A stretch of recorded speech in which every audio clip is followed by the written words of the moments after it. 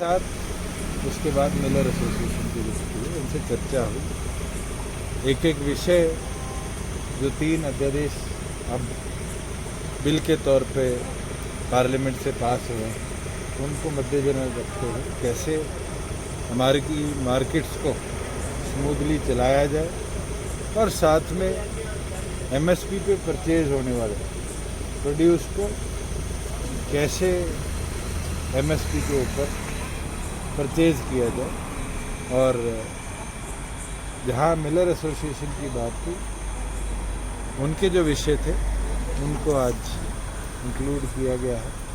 जहाँ आड़तियों की एक बड़ी मांग थी कि ओपन मार्केट के बराबर लोकल मार्केट का भी रेट रहे, उसके ऊपर ये निर्णय सरकार ने लिया है कि मार्केट के अंदर भी अगर कोई प्रोड्यूस बिकेगा तो जो पहले 4% फीस लगती थी उसको 1% प्रदेश में हम करें।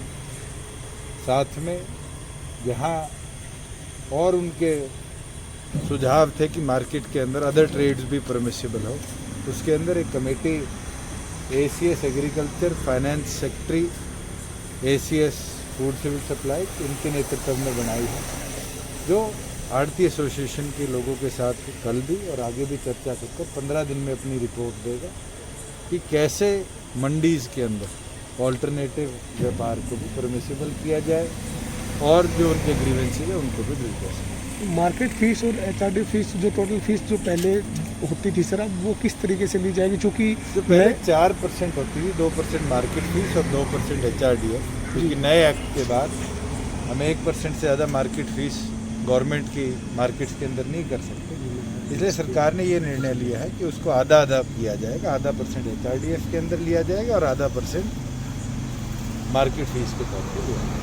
और जो मोड ऑफ पेमेंट था सर, जैसे पिछली बार आपने किसानों को पेमेंट देने के लिए जो तरीका अपनाया था, वो क्या रहेगा? तमाम आड़तियों की भी सहमति है कि पिछली बार जैसे गेहूं के अंदर पेमेंट हुई थी कि किसान के खाते के अंदर राउट करी जाएगी, इस बार ये भी सहमति नहीं है कि अगर कोई किसान डायरेक्टली अपने खाते में पेमेंट लेना चाहेगा जी, और वो लिखित में पोर्टल पर ये कहता है कि मेरी पेमेंट मेरे खाते में दी, तो डायरेक्ट उसके ट्रांसफ़र होगा। अगर वो कहता है आड़ती के थ्रू ट्रांसफ़र लेना चाहता हूँ, आड़ती का कोई बकाया हुई तो मेरा फसल मेरा ब्यौरा पे ये ऑप्शन अभी जनरेट होगा सर, या पहले से ऑप्शन दे दिया गया है कि अब मैं पेमेंट नहीं लूँगा? किसानों से पूछा जा चुका है और निरंतर उनको एसएमएस भी भेजे जा रहे हैं कि वो मेरी फसल मेरा ब्यौरा पे इसको अपलोड करे कि वो अपना मोड ऑफ पेमेंट थ्रू आड़ती चाहते हैं या डायरेक्ट पेमेंट चाहते हैं उसका।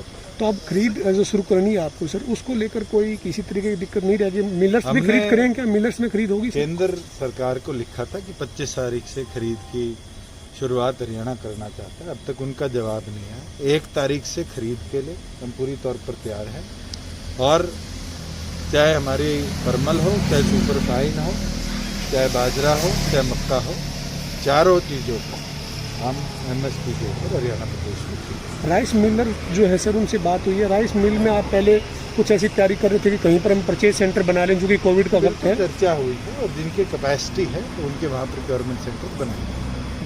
और एमएसपी सर, आज एमएसपी 2021-22 का केंद्र सरकार ने जारी किया है।